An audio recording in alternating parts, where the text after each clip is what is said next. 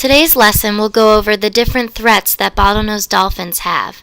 Threats to our local dolphins come from a number of sources, most of them caused by us humans. Feeding wild dolphins is definitely a threat. Here in Southwest Florida, the biggest threat comes from humans feeding them. It leads to young calves not learning to feed themselves, especially if mom is being fed, because the calf will mimic her behavior. One dolphin local to the Sarasota area, which was known by the name Beggar, learned to go near boats and docks to get fed by humans. The cause of death for Beggar was due to humans feeding it a variety of foods and drink, not natural for a dolphin, over the years. It is believed that feeding dolphins then leads to them taking fish off fishermen's lines, resulting in dolphins ingesting hooks, lines, and lures. In 2006, this problem led to a 2% decline in the local population in Sarasota, Florida.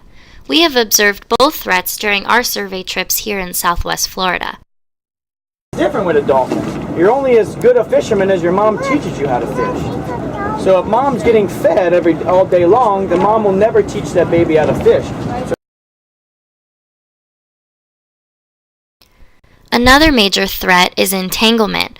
Dolphins need to be careful not to get tangled up in fishing lines, nets, and crab lines. Discarded fishing line is a major hazard to dolphins and even other marine life. Many of our dolphins in Area 1 show signs of damage from fishing line to their dorsal fins.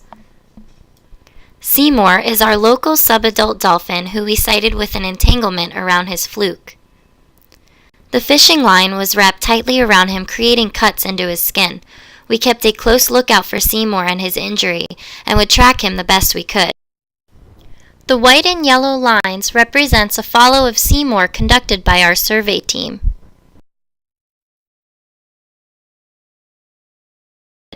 In March of 2012, a rescue team was able to come to the area and successfully complete a search and rescue of our dolphin Seymour.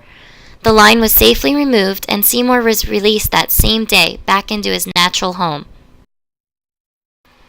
Before he was released, they added a tracking device on his dorsal fin. This helped show us where he was traveling to and that he was doing all right.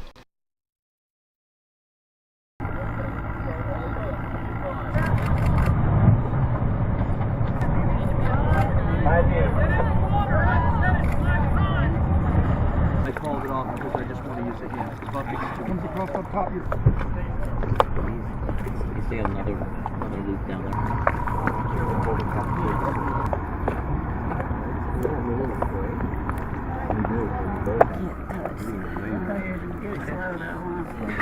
This would actually be the...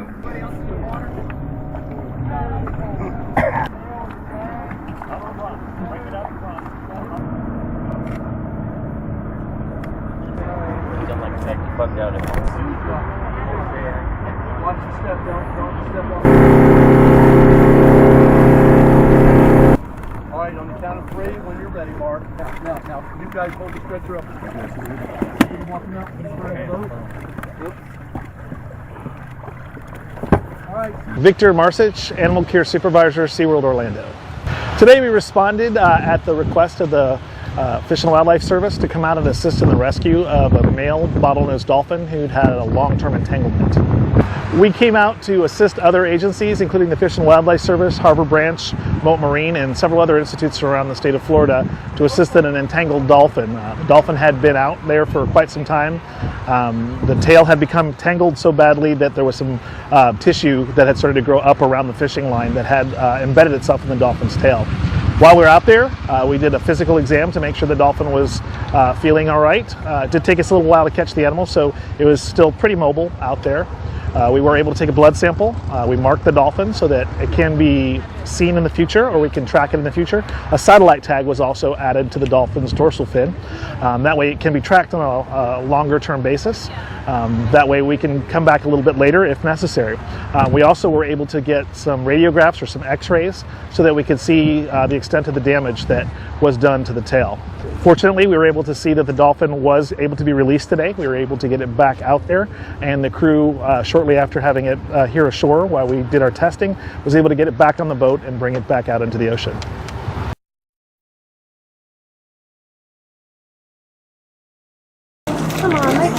too slow. There's Seymour. There you go. Alright. The first few sightings of Seymour after the release were extra exciting for us. Knowing that the line was removed and he wasn't slapping his tail in discomfort anymore was a great feeling. You guys will see a little tracking device sticking off the back of the dorsal.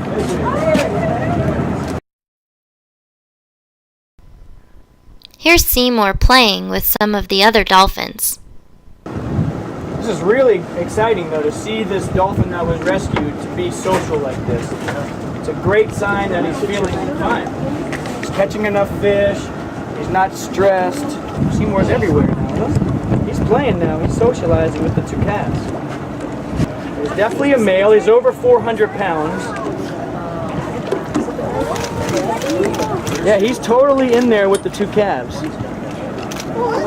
Belly up, you see the white belly.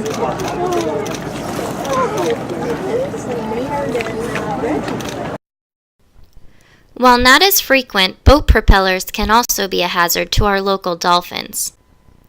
Here are some photos of Orange. A number of our Area 1 dolphins show signs of being too close to the boat propellers. We believe this occurs when dolphins are traveling in the wake of the boat. On December 28, 2011, we noticed that another dolphin named Wrangel had a boat propeller wound. It was a severe head injury. Fortunately for her, the open wound healed itself extremely fast and closed up on its own. Wrangel had a calf at the time of the injury that she nursed and raised successfully, and she recently had a new baby. This 2012 baby was named Bubbles. This means she was pregnant at the time of the injury as well as having her calf by her side, Mocha, which is why we refer to her as our super mom. Wrangel and Bubbles. That's Bubbles and Wrangel. Her 2-year-old survived a week and a half ago. Tiny.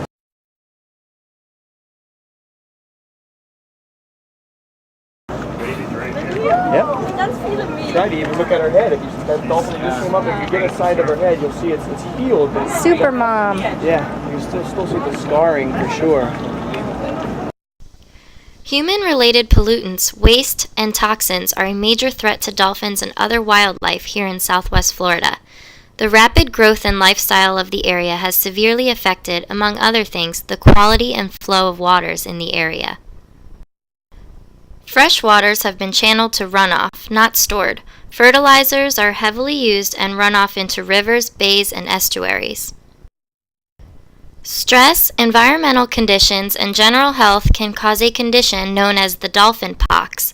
Recent research suggests that it's caused by environmental conditions created by humans, which cause stress and general health problems.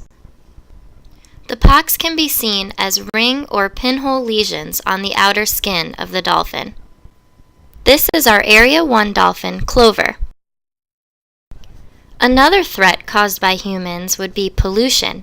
Plastic bottles and bags are a major hazard to dolphins and other marine life when thrown overboard or left on the beaches or near rivers. Dolphins have one major natural threat: sharks. Sharks are dolphins' only predator.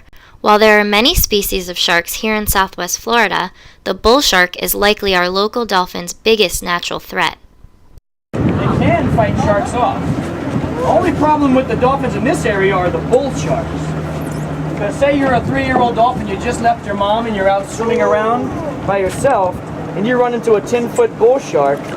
It's the only shark known to be really aggressive to dolphins. Then you better just swim as fast as you can.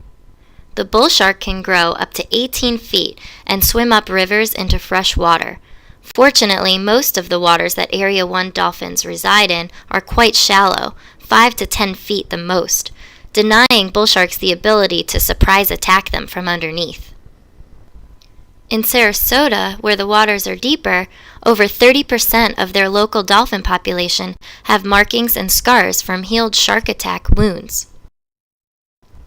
After learning about all the different threats, what can we do to help the dolphins? There are many different things that we can do on and off the water to help in the preservation of our local dolphins and other marine life in the area. 1. Obeying the Marine Mammal Protection Act, which is intended to protect our bottlenose dolphins here in the U.S. It is illegal to feed, swim with, or harass wild dolphins. 2. If you see an injured or stranded dolphin, call the Marine Mammal Hotline immediately so the rescue experts can help. Make sure you or others don't go near the mammal. For Florida, the number is 1-888-404-FWCC or 3922. 3. Don't litter. 4. Recycle. 5. When you go fishing, do not drop unused or old fishing line in the water. Place it in a container and dispose of it on land. If there are dolphins near your boat while fishing, move to another spot. 6. If you are in a boat and sight dolphins or manatees, proceed with caution when they are near to the boat. And number 7. Do not feed or attempt to swim with the dolphins.